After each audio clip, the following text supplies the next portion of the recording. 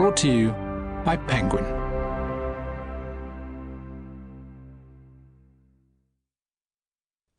"8 Days in May. How Germany's War Ended" by Volker Ullrich. Read by John Mclain. Preface. The last week of the Third Reich. On May 7, 1945, the German author Erich Kästner wrote in his diary, "People walk through the streets, numbed. The short pause in history lessons makes them nervous. The gap between no longer and not yet bewilders them."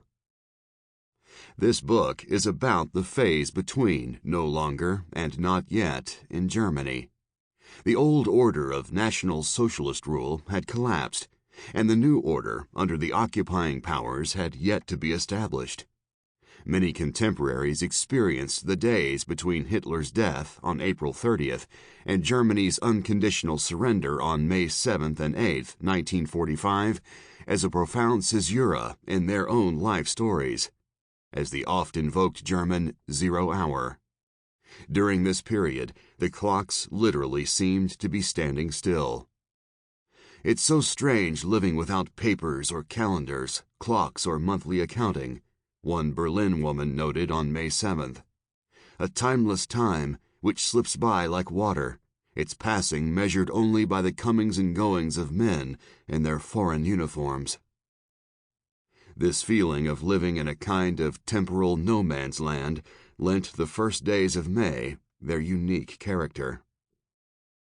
At the same time, these days were exceedingly dramatic. "Sensation upon sensation," wrote a legal official from the western German town of Laubach in his diary on May 5th. "Events rush in. Berlin conquered by the Russians. Hamburg in the hands of the English. German troops in Italy and western Austria have surrendered. This morning the German army's surrender in Holland, Denmark, and northwest Germany came into force, disbanding on all fronts." The process of dissolution happened so suddenly that contemporary observers had trouble orienting themselves and keeping abreast of events.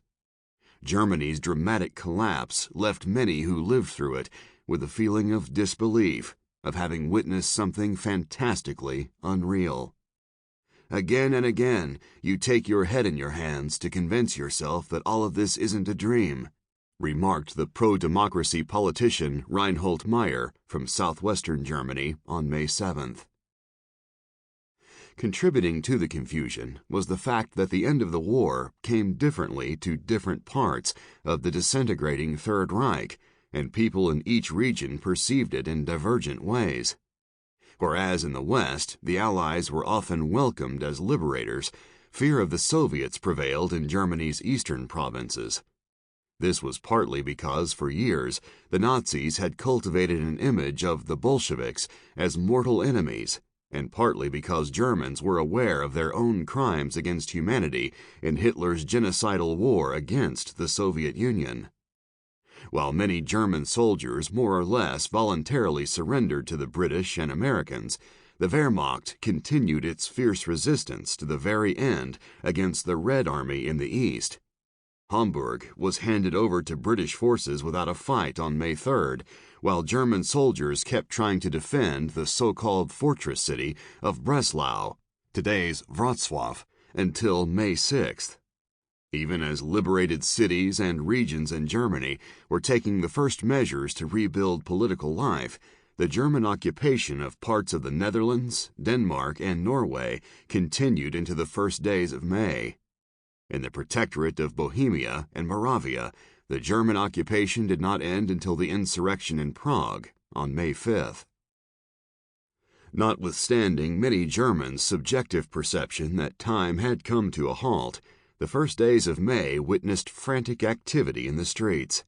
Huge masses of people were on the move. Death marches of concentration camp inmates crossed paths with retreating Wehrmacht units and groups of refugees. Columns of POWs encountered those of liberated slave laborers and bombed out people returning home. Allied observers spoke of a veritable migration. Sample complete. Ready to continue?